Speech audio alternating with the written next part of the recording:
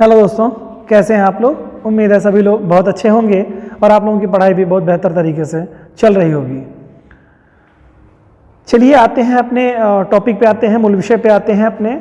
आज का टॉपिक हम लोगों का हिंदी का है और हिंदी में हम लोग पढ़ रहे हैं शब्द और पदों के बारे में और पदों के भेद को डिटेल हम लोग कर रहे थे।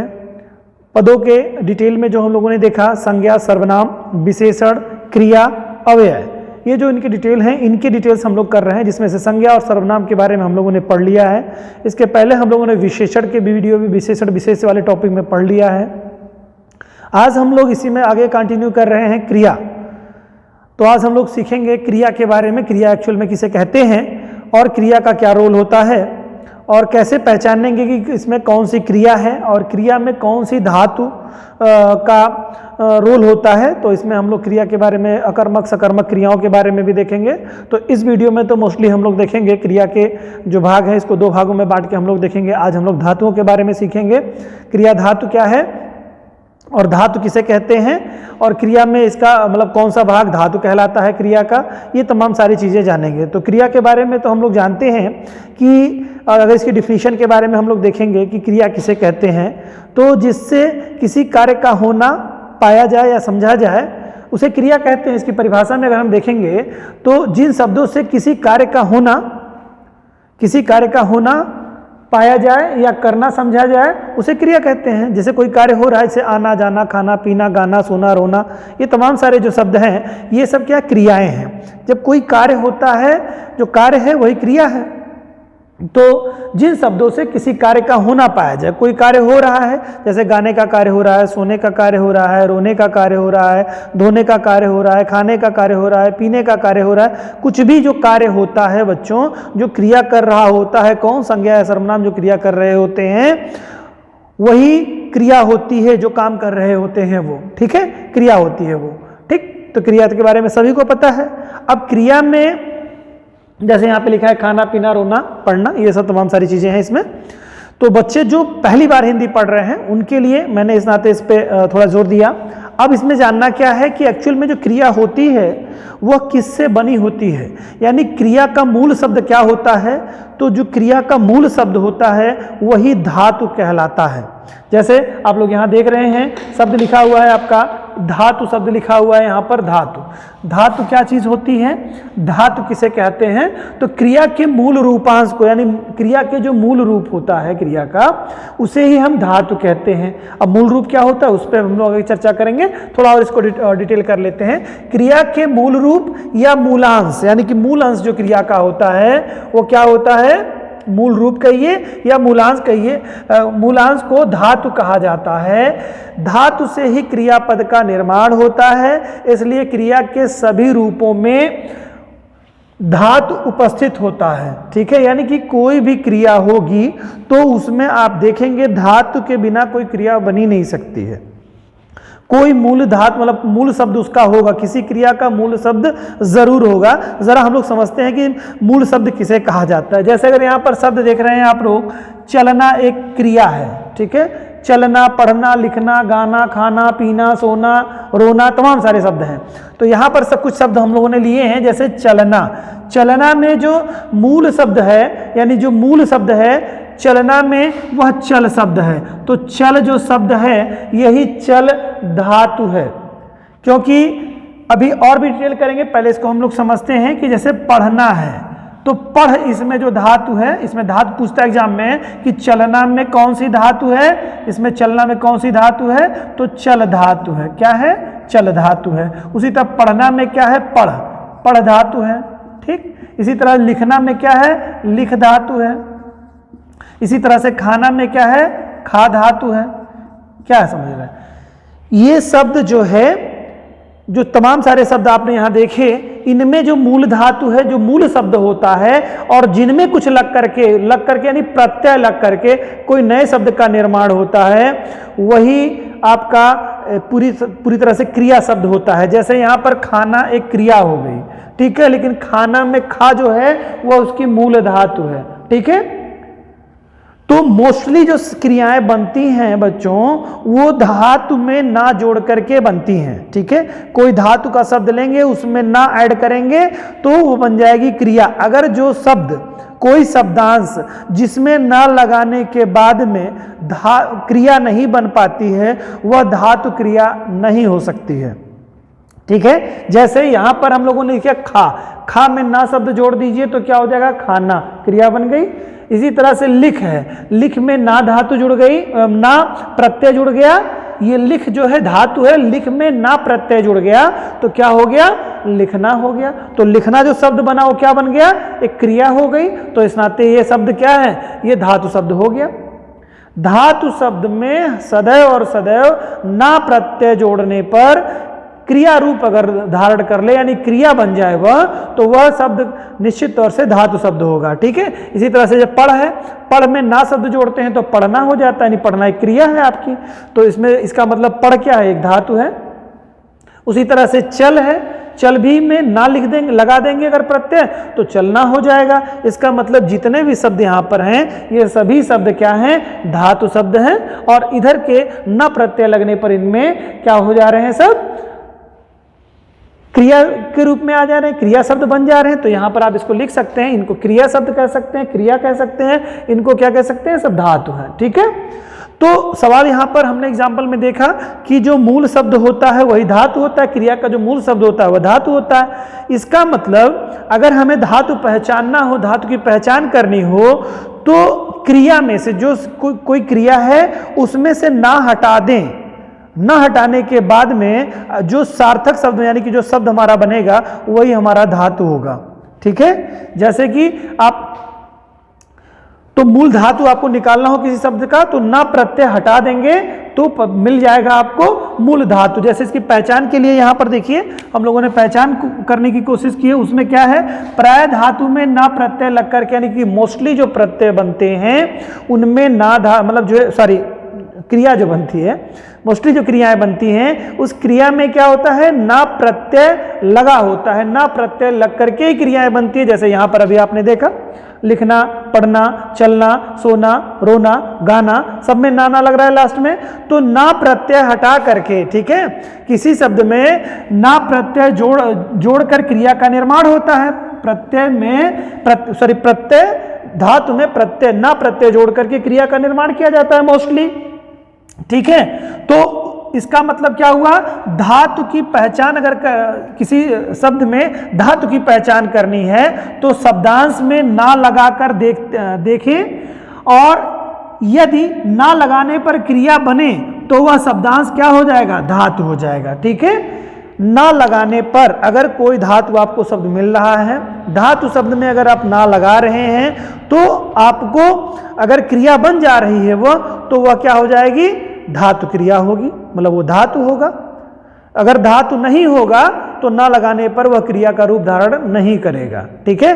तो मोस्टली आप पहचान अगर करना चाहते हैं धातु से कौन सी क्रिया बनेगी ये अगर आप जानना चाहते हैं तो ना लगाइए, कोई धातु दिया हुआ है, धातु में ऐसे कुछ दिया रहेगा आपका, लिखना, पढ़ना, चलना, उठना, बैठना में यही सब धातु लगेंगे, चल, पढ़, लिख, उठ, जैसे जा, खा, पी, रह, उठ, सो, दे, कर, चल, ये सब शब्द आपके रहेंगे, ये सब क्या है, मूल धातु है, ठीक है। इन धातुओं में ना प्रत्यय जोड़ेंगे तो तुरंत आपका बन जाएगा क्या, क्रिया का रूप धारण कर लेगा।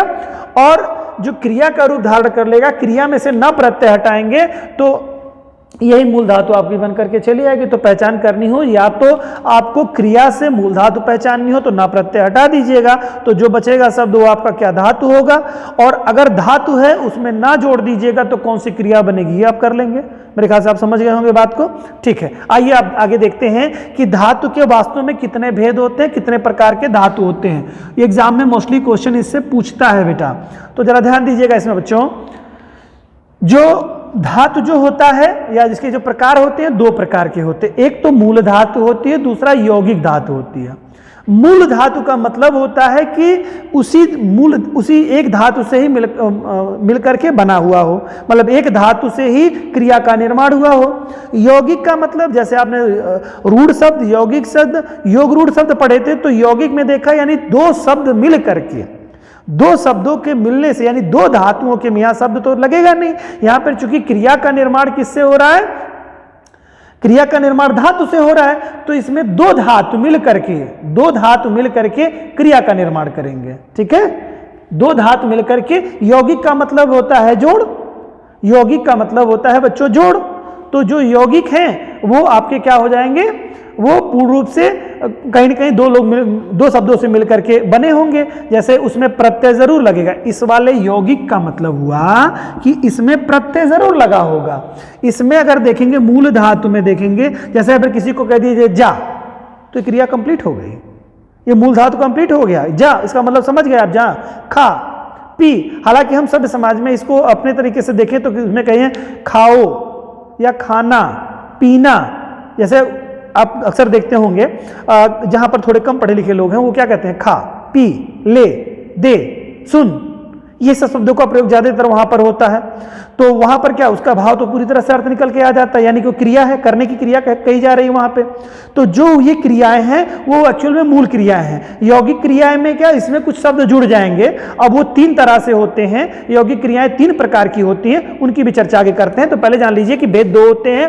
तो जो मूल क्रियाएं हैं वो जा है, खा है, पी है, रह है, रो है, दे है, सो है, कर, चल, ये तमाम सारी जो क्रियाएं आपकी हैं, मूल जो शब्द हैं, मूल जो ये जो शब्द बन रहे हैं, यही मूल धातु आपके अंतर्गत आते हैं। यौगिक के अंतर्गत क्या होता है, तो मैंने बताया कि कम से कम दो शब्द मिलकर के बने होंगे, यानी कोई प्रत्यय एक होगा जरूर, तभी मूल धातु में कोई प्रत्यय जुड़ रहा होगा तो उससे बन रहा होगा क्या, नई क्रिया का निर्माण हो रहा होगा, तो इस नाते उसे यौगिक क्रिया कहा जाएगा। तो एग्जाम में बहुत सारा एग्जाम पूछता है कि निम्न में से कौन सी मूल क्रिया है, कौन सी यौगिक क्रिया है। तो मूल क्रिया आप समझ गए होंगे, यौगिक क्रिया यानी दो के जोड़ से बनेंगी, यौगिक क्रियाएं हो जाएंगी। और यौगिक क्रियाओं का जो निर्माण होता है वह संज्ञा, सर्वनाम, संज्ञा और विशेषण, इसके अलावा मूल धातु में या संज्ञा में या विशेषण में या कई धातुओं के संयुक्त करके, यानी कि दो धातु मिल करके यानी दो धातु मिले, नई क्रिया कोई बन जाए तो भी यौगिक क्रिया के अंतर्गत आएगी। संज्ञा या विशेषण में कोई प्रत्यय जोड़ करके कोई क्रिया बन रही है तो वह भी यौगिक क्रिया होगी। और इसके अलावा मूल धातु में भी कोई शब्द जुड़ करके क्रिया का निर्माण हो रहा है तो वह भी क्या होगी, यौगिक क्रिया होगी। जैसे मैं बताऊं आपको, मूल धातु में ये शब्द हैं, जैसे जा, ना जोड़ दीजिए जाना हो गया, खा में ना जोड़ दीजिए खाना हो गया। ये सब क्या मूल धातु में क्या हो रहा है, दूसरा शब्द जोड़ करके यानी प्रत्यय जोड़ करके। यहां पर क्या, इस शब्द को थोड़ा समझिएगा, यहां पर क्या है, मूल धातु। तो मूल धातु जितने अभी मैंने बताया उनमें अगर कोई प्रत्यय जोड़ते हैं, खासतौर से ना प्रत्यय जोड़ देंगे तो बन जाएगी क्या, तुरंत एक क्रिया बन जाएगी। ठीक इसी तरह से कई धातुओं को संयुक्त रूप से, यानी कि कम से कम दो धातु मिल करके एक नई क्रिया का निर्माण, जैसे रोना धोना, खाना पीना, खाना भी क्रिया है, पीना भी क्रिया है, तो खाना पीना। तो यहां पर दो धातु मिल करके ना एक नई क्रिया का निर्माण कर देना, खाना पीना, रोना धोना, आना जाना, ठीक है, ऊपर नीचे, ये सब क्या क्रियाएं हैं ना। तो इसमें क्या दो क्रियाएं मिल करके कर रही हैं, तो यह भी कौन सी क्रिया हो जाएगी बेटा, संयुक्त क्रिया हो जाए, कई धातुओं से मिलकर के संयुक्त क्रिया का निर्माण हो जाएगा। ठीक है, यौगिक धातु में आएगा। इसी तरह से संज्ञा शब्द कोई हो, संज्ञा में कोई प्रत्यय जुड़ जाए और उससे कोई क्रिया का निर्माण हो जाए तो वह भी होगा। विशेषण में कोई प्रत्यय जोड़ दीजिए और उससे क्रिया बन जा रही है तो वह भी होगा। क्लियर हो गया, यानी यौगिक में आप कोई दिक्कत नहीं रह गई होगी आपको, उम्मीद करता हूं। इसके बाद देखिए बेटा, यौगिक क्रियाएं कितनी प्रकार की होती हैं। यौगिक क्रियाएं तीन प्रकार की होती है, एक प्रेरणार्थक क्रिया होती है, दूसरा यौगिक क्रिया होती है और तीसरा नाम धातु क्रिया होती है। ठीक है, एग्जाम में बहुत बार पूछता है कि निम्न में से जो है नाम धातु क्रिया इनमें से कौन सी है, ऐसे पूछ लेता है, या प्रेरणार्थक क्रिया कौन सी है। ये क्वेश्चन बार बार आते हैं, तो जरा हम लोग देखते हैं। प्रेरणार्थक का मतलब होता है प्रेरणा देना। प्रेरणार्थक का शब्दों से यह स्पष्ट है कि जिससे प्रेरणा मिले। तो प्रेरणार्थक क्रिया में जैसे उठना, जैसे उठ शब्द है, उठना शब्द है आपका, उठ क्या है, मूल धातु है, ना शब्द जुड़ गया तो उठना। तो उठना एक शब्द है आपका, यानी कि क्रिया है। इसमें से उठना में क्या होता है, अब इससे कौन सी प्रेरणार्थक क्रिया बन जाएगी। उठना मतलब क्या होगा, जगना, यानी जगाना, उनको उठाना। ठीक है, तो उठना का मतलब जो उठना है, यानी इसके मतलब सो करके उठना। तो उठना में प्रेरणार्थक क्रिया क्या बन सकती है, जैसे उठना, जैसे उठना शब्द है तो वहां पर उठवाना हो गया। ये क्या हो गया, उठवाना, उठना, ठीक है, ये शब्द जो आपको है, तो शब्द जैसे रहेगा उठना और उसके बाद में उठवाना, या एक शब्द यहां पर उठना गलत लिखा है, यहां पे उठाना हो गया। जैसे कह रहा उठाना, उठाना मतलब क्या हो गया, यहां पे प्रेरणा है ना, कि जैसे उठना मतलब क्या होगा, सो के उठना या बैठे हुए उठना। तो क्या हो जाएगा यहाँ पे, इससे क्या प्रेरणार्थक क्रिया क्या बनाई जा सकती है, यानी कि इससे प्रेरणा लेकर के कौन सी क्रिया बनाई जा सकती है, और जो क्रिया प्रेरणादायक हो। जैसे उठाना, उसको उठाओ, बच्चे को उठाओ, सो नींद से उठाओ या जैसे भी उठाओ, वैसे यहां सेंस नींद से उठाने के सेंस में है उठाना, और क्या है उठवाना। ठीक है, ये सब क्या प्रेरणार्थक क्रियाएं हैं। ठीक है, ध्यान रखिएगा इसको। इसके अलावा देना है, तो देना से क्या प्रेरणार्थक क्रिया बन सकती है, दिलाना या दिलवाना, दिलाना या दिलवाना देना की प्रेरणार्थक क्रिया है। ठीक है, इसी तरह से करना, करना का क्या होगा, करना या कराना। ठीक है, करवाना या कराना, यहां पे कराना होना चाहिए, कराना। ठीक है, यहां पे कराना, कराना हो जाएगा या करवाना। ठीक है, प्रेरणार्थक क्रिया, करना का प्रेरणार्थक क्रिया कराना या करवाना होगा। ठीक है, इससे प्रेरणा मिल रही है, प्रेरणार्थक क्रिया है, इससे प्रेरित होकर के चूंकि बनी हुई हैं, और इनसे इनके भाव में भी देखिए, जैसे कहने का मतलब क्या है, करवाना, ये क्या है, प्रेरणा ही तो है कि भाई उनसे करवाओ इस काम को।